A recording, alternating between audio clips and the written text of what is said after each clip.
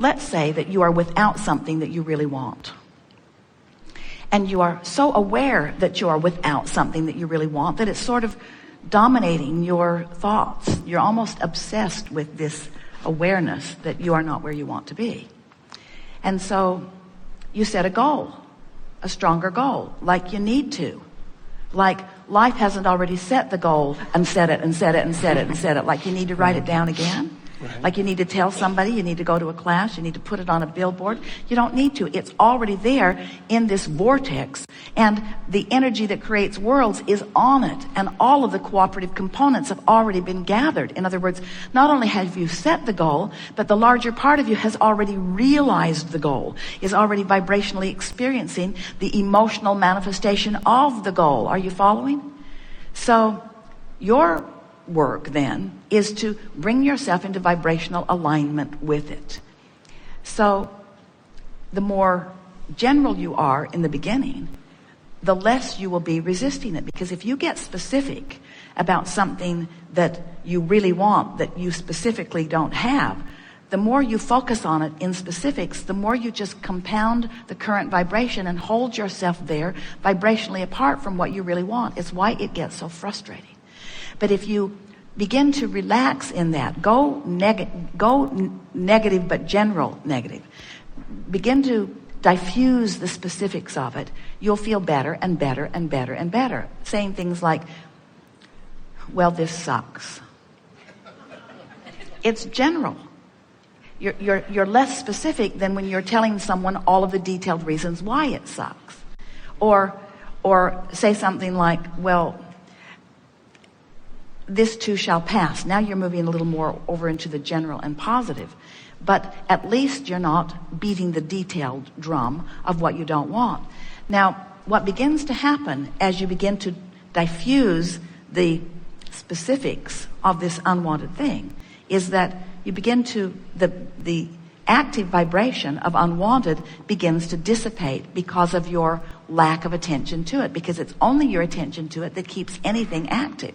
So as you distract yourself from the specifics by deliberately focusing upon the general, it begins to move, and you begin moving closer and closer, vibrationally speaking, to this vortex. So now you begin speaking more generally positive. And it begins to feel good to you. You begin to feel the resistance lift up off of you because you're not keeping the resistance active anymore.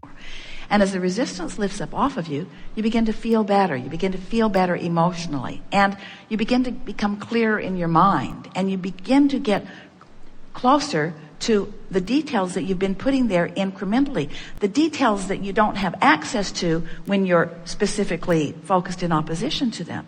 So now what happens is that the thing begins to tip for you. It's like the fulcrum point just tips.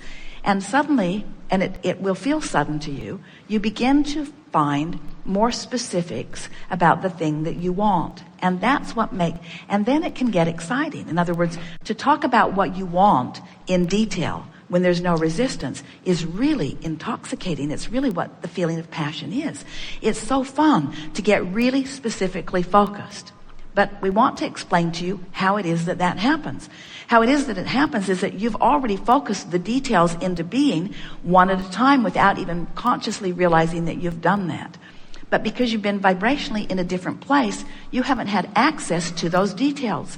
As you diffuse the only thing that's holding you away from it, law of attraction and the power of that which you really are calls you closer and closer to it. And the closer to it you become, the more you are able to translate the vibration of it into meaningful things. Like first it's emotion, then it's thoughts, then it's words, then details begin coming.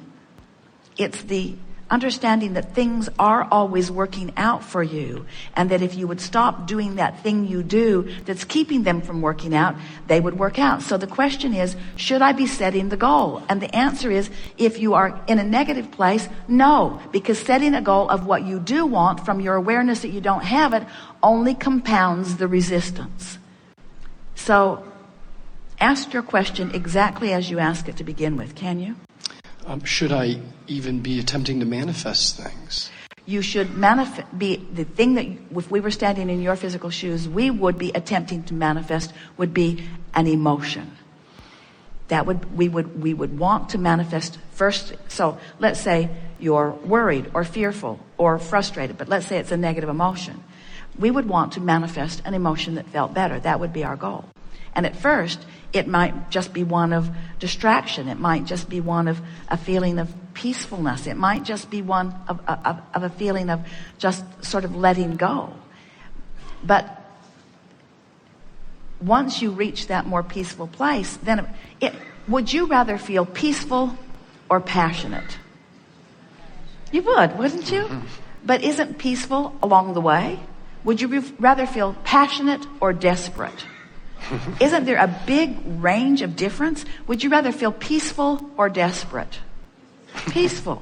In other words, it's easy to tell which one feels better. And so as you make it an emotional thing, as you let your goals be about your emotions, what happens is you gain control of your vibrational stance. If you will get your attention upon the manifestation of the way you feel, now you've got control of everything. And until you do, you've got control of nothing. So let's recap the answer again. Should we set goals? Should we try to manifest anything? Your vortex is already full of it. Now you want to find a vibration that allows you to have access to it. Right. And the way you do that is by setting an emotional goal. And when you set an emotional goal that you accomplish, now you have access to everything that's in the vortex, and then things really start rolling for you.